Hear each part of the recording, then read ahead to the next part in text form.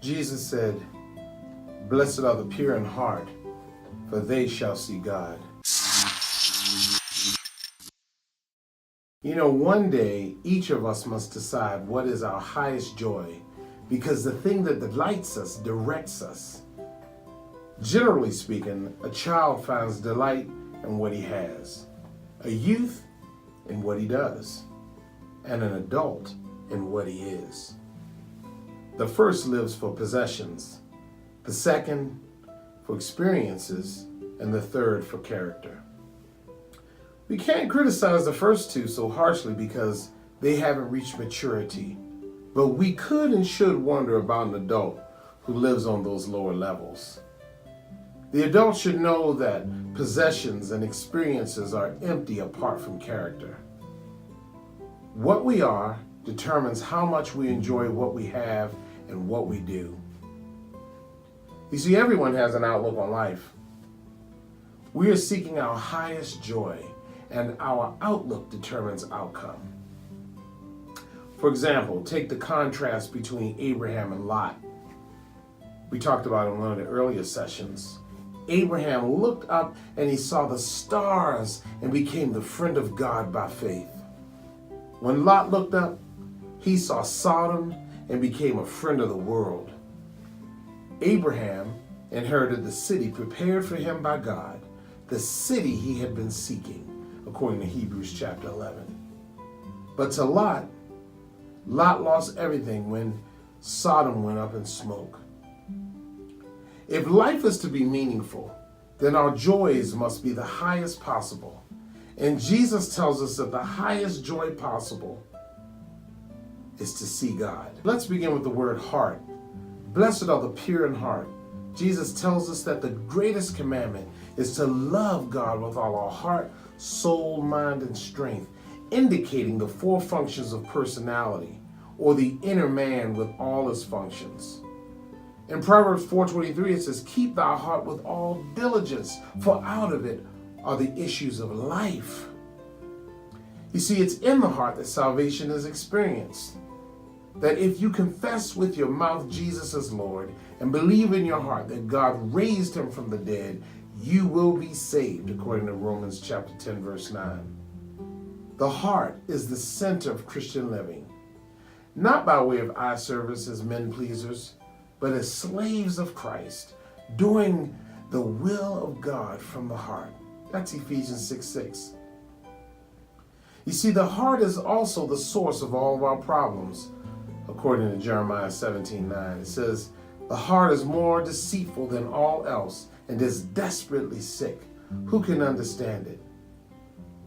Our Lord summed it up very well in Matthew 15:19. He says, "For out of the heart come evil thoughts, murders, adulteries, fornications, thefts, false witness, slanders." You see, the first step is admitting that my heart is sinful and that I cannot see God unless my heart is changed. Like David, we need to cultivate a heart of worship. In Psalm 26:2, he says, "Examine me, O Lord, and try me. Test my mind and my heart." And in chapter 27, verse 8, he says, "When you said, 'Seek my face,' my heart said to you, 'Your face, O Lord, shall I seek.'" The highest joy of man comes from cultivating the deepest part of man, the heart. When the heart is pure, then the vision is clear and a person will see God. The word translated pure has two basic meanings: clean and unmixed. The basic idea is that of integrity or singleness of heart, as opposed to a double heart or duplicity or a divided heart. You see, when God cleanses the sinner and makes him his child, he does more than merely wash away sin. He gives them a new heart that wants to focus completely on God. That's why in Jeremiah chapter 32, verse 39, he says, "And I will give them one heart and one way, that they may fear me always for their own good and for the good of their children after them." Let me add this. No matter how skillful the hands may be, if the heart is divided, the work will be destroyed. You see, integrity without knowledge is weak and useless, And knowledge without integrity is dangerous and dreadful. Peter illustrates the first, Judas the second. You see, Peter loved Jesus and boasted that he would die for him. That's integrity with no knowledge. Judas knew where the Lord prayed, and he knew where the Lord was going to be praying and how he could do it, and he lacked integrity, and he used that knowledge to destroy himself and others. In Psalm 41, verse 12, it says, "As for me, you uphold me in my integrity, and you set me in your presence forever." You see, James warns us that we must, according to James 4:4, he says this, "You adulteresses, do you not know that the friendship with the world is hostility toward God? Therefore, whoever wishes to be a friend of the world makes himself an enemy of God." So how do we maintain integrity of heart? By being utterly honest with God, by being utterly honest with others, and by being utterly honest with ourselves, and by seeking to honor God alone. He says, "Blessed are the pure in spirit, for they shall see God." This is the highest blessing possible to man. For when you see God, you see him who is the source, support, and end of all things.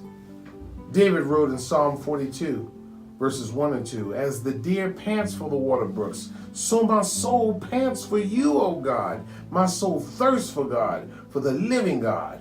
When shall I come and appear before God?" So my question for you is this: why do we seem to have such little hunger for God in the church today?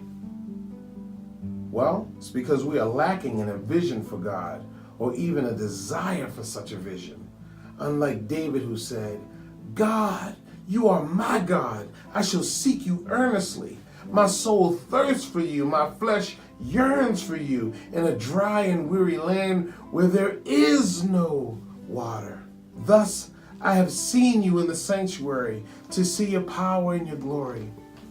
You see, we lack that type of respect for God, as evidenced by our flippant familiarity with God that is not only disrespectful, but at times it can be downright disgusting. Look at how casual churches become. I mean, immodesty is the rule of the day. Not to mention the dwindling of truth being taught. Here's what John said about the holiness of God in the book of Revelation. In Revelation 1:17, he says, "When I saw him, I fell at his feet like a dead man." So how do we see God? Since he can't be seen in his true essence until we get to heaven, when the heart is pure, then the eyes are opened to the vision of God wherever he may appear. For example, David watched a storm as it swept over the mountains, but he saw more than a storm. He saw God. The thunder was the voice of God. The rushing waters were the throne of the Lord. And David shouted with confidence in Psalm 29:10, "The Lord sat as king at the flood. Yes, the Lord sits as king forever." The pure in heart see God in creation and in circumstances such as the advent of Jesus, and also in his word. In John 7:17, the word says this, "If anyone is willing to do his will, he will know of the teaching, whether it is of God or whether I speak of myself." This is Jesus' words. So when we begin to see God, we also begin to see ourselves the way God sees us. Like Peter, who fell at his feet and said in Luke 5:8, "Go away from me, Lord, for I am a sinful man." My prayer for you today is let our response be like that. I want to be pure in heart because I want to see God. And my desire is that you see him too. God bless you. And thank you for watching the Beatitudes. Listen, if you like these videos, would you please subscribe? And then would you share them and repost them? God bless you. And may the peace and love of Jesus Christ be with you always. Amen.